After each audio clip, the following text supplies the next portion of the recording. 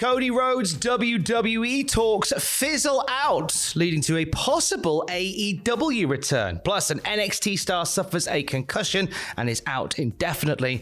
And we have details of another former WWE star making their debut for AEW. It's all in the wrestling news right now. Vince McMahon had a lovely chat with Pat McAfee. A Vince McChat with Chat McAfee, if you will. Thank you.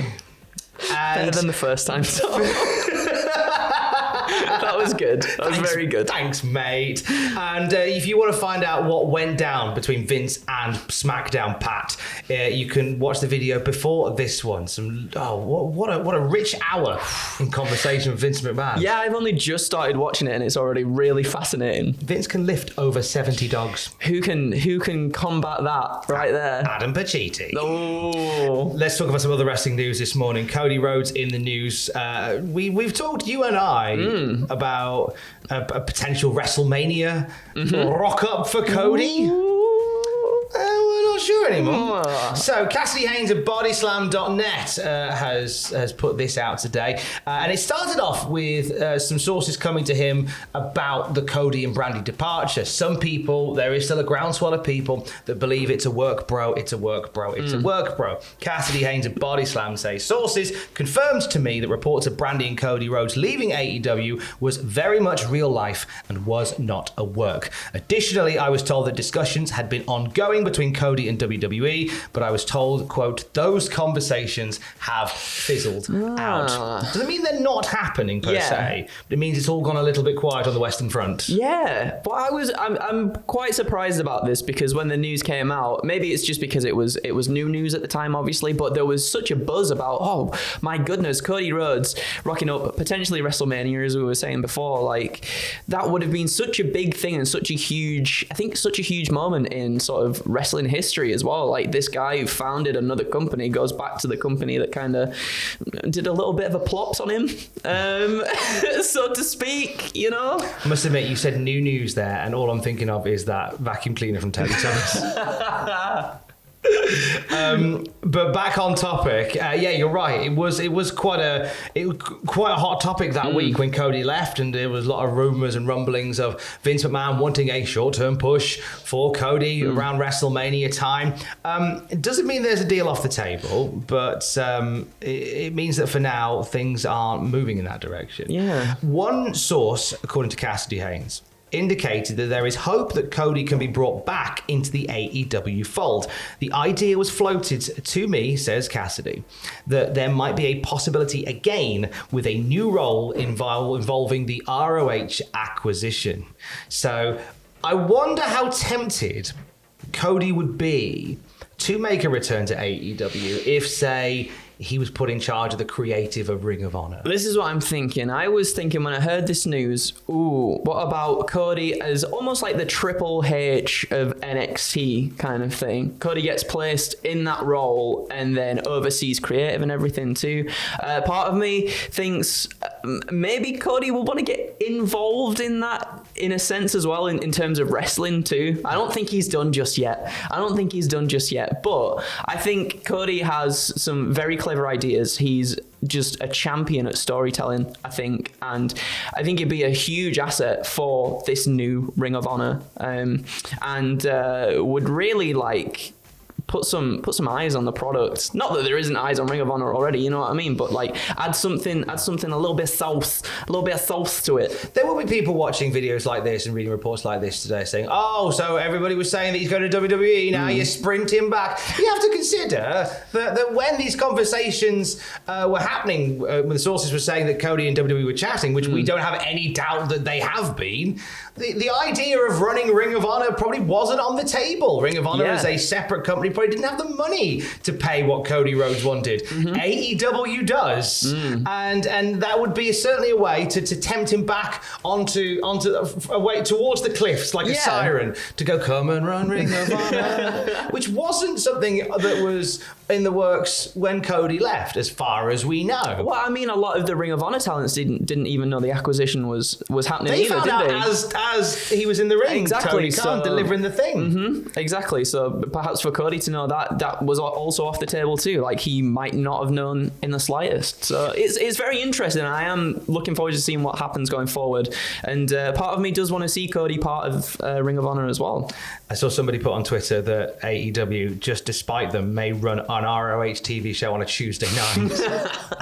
You can run, but you can't hide, NXT. I can't remember who tweeted that, but it was very funny. Thank you. Speaking of NXT, we're sending our best wishes to Amari Miller. We spoke about Amari earlier this week. During that match with Lash Legends, suffered quite the bump to the point where she ended up being stretchered out of the ringside area. Dave Meltzer has revealed a few more details on this morning, hasn't he, Andrew? Yeah, he has. So Dave Meltzer saying that Amari Miller lost feelings in her arms and legs on this past Tuesday's NXT. After tests at the hospital, it was confirmed that Miller suffered a concussion. Miller has since confirmed this on social media. So we don't really know 100% what spot caused the injury, but she shared a GIF of a moonsault on Twitter. It's very good, by the way, with a caption, "You never know fear until you conquer it," suggesting to many it could have come from here. And then a fan also wrote on there saying, you didn't suffer, Miller didn't suffer concussion, but then Miller herself responded to that with a tweet just saying #concussion. Do you know what? That was a little bit of back and forth on Twitter. I must stop checking Twitter first thing in the morning. It's good, Tom. I tell you. It grinds. No, as in like it's good to not check Twitter. It's good. Right. It grinds me gears first thing in the morning because somebody went, well, she can't have had a concussion because she's on Twitter. And then she replied, actually, I did have a concussion. And the response was like, oh, okay, good to know. Yeah. Like the arrogance of that. It's insane. Oh, well, that's fine then. Like you just accuse her of not having that. It really annoyed me. I need to do what you've done. Do that. She looks good in that match, though. You know, she had a really good match. But yeah, it was just unfortunate that happened. It seems as though that's a move she probably doesn't do very often, and she put all her oomph into getting over. Because as she said in the tweet, you know, a bit of fear doing the moonsault there, but she nailed it, and hopefully she gets back on her feet very, very soon. Come back stronger. Come Please back do. stronger. WWE have announced they're holding tryouts around WrestleMania weekend in Dallas, in Frisco, Texas, at the Ford Center. 50 male and female participants with collegiate athletic backgrounds, as well as some NFL draft-eligible college football players are going to be trying out the wrestling malarkey. This is exclusively for current and recently graduated college athletes, and this is part of WWE's name, image, likeness, next in line program. Yes. So more non-wrestlers giving wrestling a try through WWE. Yeah, I mean, you know, they're just doubling down on this now, aren't they? Just not really going for any of the indie stars that might have, you know, been brought in NXT of yesteryear. But do you know what? Fair enough. Like some of these people in NXT 2.0 are really starting to prove themselves, I think, as well, and they're doing a good job. It does seem a shame to have it so like it's exclusively like current and recently graduated college athletes for this, because you know you're as I've said on these videos before, it's sort of my favorite trope now that WrestleMania has kind of become the Edinburgh Fringe Festival of wrestling, whereby that week Dallas and Texas, the surrounding area, is just going to be filled with indie promotions and major promotions coming in and showing their stuff off to wrestling fans who are there for the biggest wrestling show of the year. So, you know, to kind of shut off potentially seeing out any of those talents seems strange. But then I would hope that there would be WWE talent agents and stuff who would be popping to these shows and kind of go, okay, keep an eye on you. Keep an eye on you. You'd think so, wouldn't you? You'd hope so. There's got to be, and also to shut out people such as myself and Tom from this initiative. Very, very sad indeed. Disgusting behaviour. Disgraceful. I'm a college athlete. I was a captain of a Dungeons and Dragons team in high school. Storytelling. There you go. Look, get him in there. Storyteller. Talking of telling stories, more stories will be told on the Impact commentary team between Tom Hannifan and Matthew Rehwald, the former Aiden English. Aiden English, yes. Etc. So the former Aiden English stepped into the colour commentary on Impact when D'Lo Brown was written out after being attacked by Honor No More. Yeah. They liked him so much, they went, stay. So do you know a permanent commentary team now. Yeah, those two together are really, really good. They bounce off one another really well. They've got a lot of good energy too. That being said, like D'Lo was good. He was. I like him and Matt Striker sort of being a bit more like sporty with them knowing what's going on in the ring. As does Matthew, to be fair, as well. You know what I mean? He adds that to it too. But I think this is a good replacement for D'Lo. Best of luck to him. Yeah, and best of luck to absolutely. Best of luck to Blake Christian, who former WWE guy. He popped on 205 Live quite a bit, and he makes his debut for AEW Dark in the coming weeks at their tapings.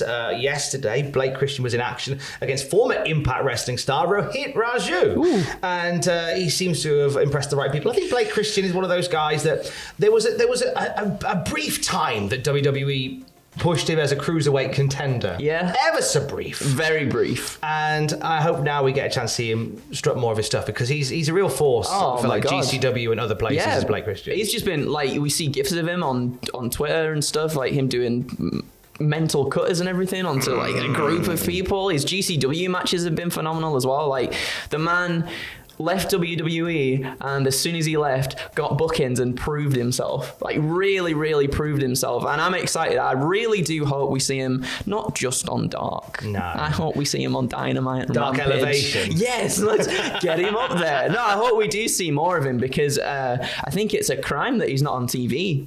Like not that, GCW and whatnot isn't, but on national TV, I think. Fingers crossed. So look out for him on AEW Dark, as well as we said in the news video yesterday, Session Moth Martina.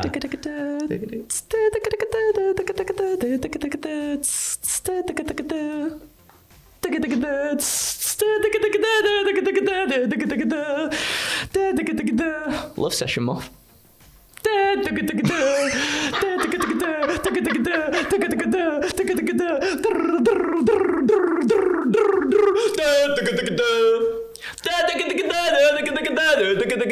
Don't know what I'm doing, man. That's it. That's news. I don't know what that was, but I liked it. Wow. Beautiful. Darude have entered the chat.